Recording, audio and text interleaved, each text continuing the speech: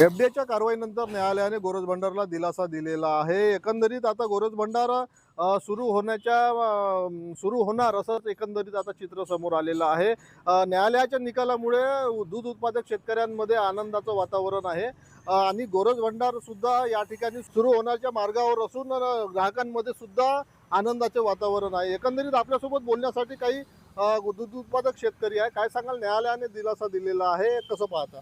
न्यायालयाने दिलं तर त्याच्याबद्दल अभिनंदनच आहे आमचं सगळ्या उत्पादकाचं आणि त्याचे धन्यवाद न्यायालयाने आम्हाला हे दिलं तर. कारण की आमचं दुधाचं म्हणजे असं नुकसान खूप झालेलं आहे यावल्या 1-1.5 महिन्यात समजा.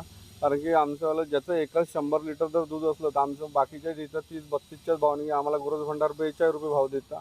त्याच्यामुळे प्रत्येकी समजा एका जणाचं जरी 1000 रुपये पकडले तरी महिन्याचे 30,000-45,000 रुपये 1.5 महिन्यात नुकसान झालेलं आहे. तसं आम्ही 9,000-9,500 लिटर गोरज भंडारला आमचे उत्पादक पूर्ण दूध देत होते 15 सोसायटी मिळून. त्याच्यामुळे आमचं खूप प्रमाणात मोठं नुकसान झालेलं आहे. कोणी नाही खपलं तर फेकून दिलेलं आहे. त्याच्यामुळे ह्यावेळेला न्यायाधीशाने आम्हाला आमच्याकडून न्याय दिला, त्याच्यामुळे आम्हाला थोडंसं दिलासा वाटते बा.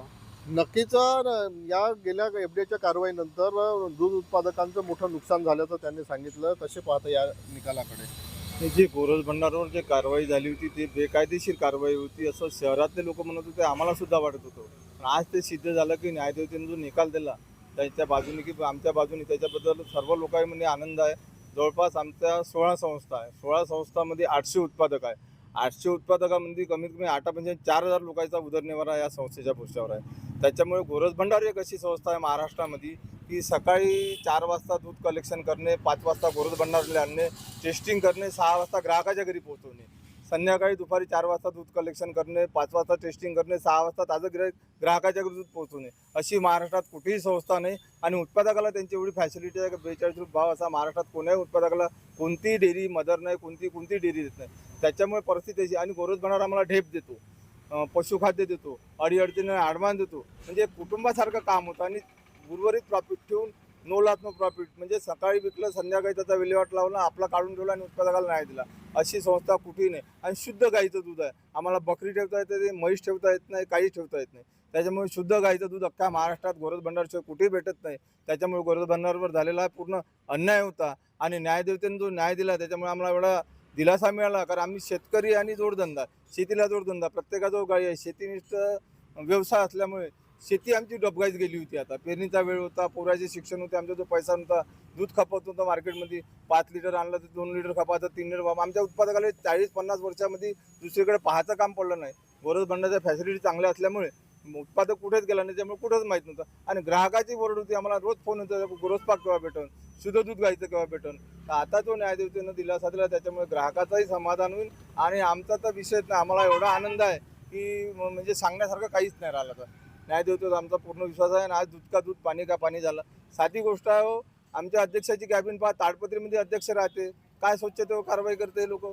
कुठं अध्यक्षाची कॅबिन ताडपत्रीची राहते, जिथं 9,000 लिटर दूध येते तिथं कॅबिन अध्यक्षाची ताडपत्रीची आहे. त्याच्यावरून व्यवस्था विचार करायचा की उत्पादकाला किती फॅसिलिटी येते. आता अध्यक्ष आमचा बंगल्यामध्ये राहिला असेल तर डबल मिती बिल्डिंग बांधली असती.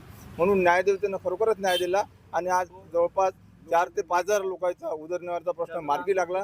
लोक रस्त्यावरचे जाग्यावर आले आणि सुरळीत चालू झाल्यावर आम्हाला खरोखरच न्याय मिळाला. त्याच्यामुळे आम्ही त्याचं 4,000 लोकांच्या वतीनं न्यायदेवतेचं स्वागत करतो. नक्कीच न्यायालयाच्या निकालानंतर 4,000 ते 5,000 कुटुंबियाचा जो उदरनिर्वाहाचा प्रश्न जो होता तो मार्गी लागल्याचं त्यांनी सांगितलं. काय सांगाल, कशा पद्धतीने पाहता या निकालाकडे? आज जवळजवळ 65 वर्षापासून संस्था चालू होती. बरेच काही आता अध्यक्ष होऊन गेले, हे झाले. कडूबाबू आता बरेच 65 वर्षांमध्ये कडूबाबू इथंच आहे, अजून ते काम सांभाळतच आहे. आणि अध्यक्षामुळे आमची संस्था चांगल्या पद्धतीने चालू होती. आणि उत्पादकाचा खूप हे होता केला. पण ह्या 1-1.5 महिन्या काळामध्ये आणि पेरणीच्या टायमामध्ये लोक त्रस्त होऊन गेले होते. दूध खपायचं नाही, दूध कुठं द्यायचं, जसं आमचा मोह होता तसं मोह पूर्ण चालला गेला होता. आणि मुलाबाळ शिक्षणासाठी लोक अडून पडले होते. आणि आमच्या गोरज भंडारामध्ये सगळ्या सुविधा होत्या. आज कोर्टाने न्याय दिला, चांगला आनंदाची गोष्ट आहे. आणि आम्हाला ते धन्यवाद वाटतं, बरोबर वाटून नाही तर आमच्या कास्तकाराचं मरण झालं होतं. आणि कास्तकार मरण आत्महत्याच याच्यावर आले होते. तेव्हापासून आता कास्तकार आजपासून दिला खुलासा उठून राहिला. उत्पादक पहाटे 4 वाजतापासून उठून गाई धुणं, दूध नेणं किती त्रास आहे आम्हाला माहीत. आणि एवढ्या ह्याच्यात करून हे असं धाडपल्ली बंद झालं, आम्ही त्रस्त होऊन गेलो. आता थोडंसं आम्हाला आजपासून थोडंसं अभिनंदन चांगलं वाटून राहिलं, फ्रेश. नक्कीच न्यायालयाच्या निकालानंतर एकंदरीत दूध उत्पादक शेतकऱ्यांमध्ये कुठेतरी आनंदाचं वातावरण आहे. आता गोरज भंडार आता सुरू होणार आहे. ग्राहकांना सुद्धा याचा दिलासा मिळणार आहे. सचिन पोफळी, लोकशाही मराठी, वर्धा. लोकशाही मराठी ऐका, पहा, जागरूक रहा.